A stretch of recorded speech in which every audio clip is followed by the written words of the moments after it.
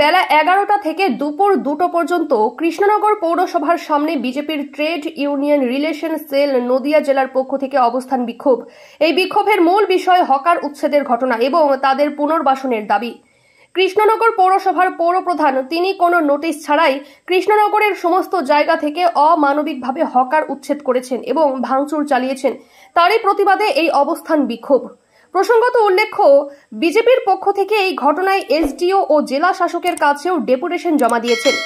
আজ তার অবস্থান বিক্ষোভের পর কৃষ্ণনগর পৌরসভার পৌর প্রধানের কাছে একটি ডেপুটেশন জমা দেবেন। বিজেপির পক্ষ থেকে এমনটাও বলেছেন কৃষ্ণনগর পৌরসভার পৌর প্রধান যিনি আছেন, তিনি নিজের ওয়ার্ডে কোনো হকার উচ্ছেদ করেননি, নিজের ব্যক্তিগত স্বার্থ চরিতার্থে এমনটাই অভিযোগ তাদের। আপনাদেরকে শিখতে হবে। আপনারা কথায় কথায় বলেন না যে বাংলাকে গুজরাট হতে দেবো না। আরে গুজরাটের মতো যোগ্যতা নেই আপনাদেরকে হওয়ার। ওখানকার উন্নয়নের জন্য সমস্ত রাজনৈতিক দল একত্রিত হয়ে এসে উন্নয়নের কথা ভাবে, আপনারা সেই কথাটা ভাবেননি। আজকের দিনে দাঁড়িয়ে আপনাদেরকে প্রশ্ন করতে চাই, হকার ভেন্ডিং কমিটি তৈরি হয় নাকি কৃষ্ণনগরে? হকার ভেন্ডিং কমিটি কোথায়? সেই হকার ভেন্ডিং কমিটি যদি থাকে, তাদের সঙ্গে আলোচনা কবে বসা হয়েছে? তাদের সঙ্গে আলোচনা করে হকারদেরকে কেন্দ্রীয় নীতি কেন প্রণয়ন করেননি? কেন্দ্রীয় নীতি অনুসারে তাদেরকে পুনর্বাসনের থেকে শুরু করে সমস্ত কাজ কেন করেননি? প্রশ্ন করতে চাই, প্রশ্নের উত্তর দিতে পারবেন না। তার কারণ কোন রকম আইন মানা হয় না পশ্চিমবঙ্গে, কোন রকম আইন মানা হয়। তারপরে দিন 1 তারিখে আমরা 30 তারিখে যখন সবার কাছে গিয়ে দেখলাম, আমরা কোতোয়ালি থানার সামনে সেদিনকে সবাইকে নিয়ে আমরা ডাকলাম, দেখে আমরা বললাম যে কি বক্তব্য আপনারা বলুন। প্রত্যেক হকাররা এলেন প্রত্যেক এলাকা থেকে, তারা বললেন যে আমাদেরকে তো সময় দেবে, আমাদেরকে তো পুনর্ব্যবস্থার কিছু ব্যবস্থা করবে। আমরা এত বছর ধরে 20, 30, 40 বছর ধরে আছি, আমরা কি মানুষ নই?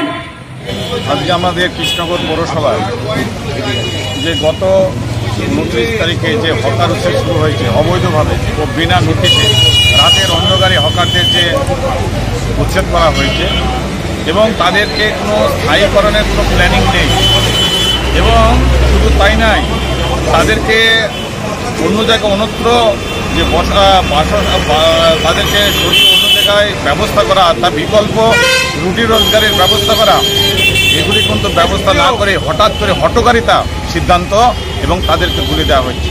কিন্তু আমাদের প্রশ্ন হচ্ছে, এই কৃষ্ণনগর পৌরসভায় এই যে রাস্তার দুধারে দিয়ে যে অবৈধ নির্মাণ হয়েছে, শুধু তাই নয়, সিএম স্কুলের কাছে যে ফাস্ট ফুডের দোকান করে দেওয়া হয়েছে, এরকম অসংখ্য অবৈধ নির্মাণ যেগুলি প্রশাসন পৌরসভার সেখানে তৈরি করে দেওয়া হয়েছে।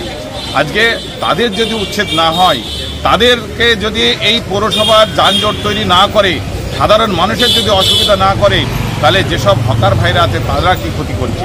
তারাও তো যানজটের তৈরি অসুবিধা হচ্ছে না। তাহলে কৃষ্ণনগর হকার উচ্ছেদ, অর্থাৎ কৃষ্ণনগরে যদি স্বাভাবিক জীবন ফিরিয়ে নিয়ে আসতে হয়, সাধারণ মানুষের জীবনযাত্রা যদি ফিরিয়ে আসতে হয়, টোটাল এইসব বিল্ডিং ভাঙতে হবে। এবং অবৈধভাবে যেসব বিল্ডিং নির্মাণ করা হয়েছে, সে আমাদের কলেজ স্কুলের সামনে, আমাদের সদর হসপিটালের সামনে, এরকম যে নির্মাণগুলি করা হয়েছে সেগুলি ভেঙে পরিষ্কার করে দেওয়া হোক, এবং তবে আর হকারদের জন্য বিকল্প ব্যবস্থা করা হোক, অন্য জায়গায় করে সেখানে মার্কেট করা হোক।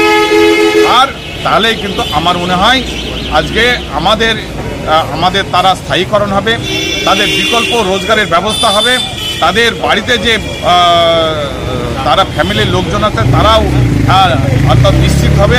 আজকে সেই জন্য আমাদের এই অবৈধ নির্মাণের যে শুরু হয়েছে, তারই প্রতিবাদে আজকে আমাদের স্মারকলিপি এবং বিক্ষোভ কর্মসূচি চলছে। অবস্থান বিক্ষোভ কতক্ষণ চলবে? আমাদের 4টি পর্যন্ত অবস্থান বিক্ষোভ চলবে, আর তার মাঝে আমাদের স্মারকলিপি প্রদান আছে। এটাই আমাদের আজকে কর্মসূচি। আপনার নাম আর ডেজিগনেশন? আমি অর্জুন বিশ্বাস, নদিয়া উত্তর সাংগঠনিক জেলা বিজেপি সভাপতি। যদি এখনও আমাদের খবরের দর্পণ চ্যানেলটি সাবস্ক্রাইব না করে থাকেন, তাহলে এখনই সাবস্ক্রাইব করুন, সঙ্গে বেল বাটনটি ক্লিক করুন আর পেয়ে যান সব খবরের দ্রুত ভিডিও আপডেট।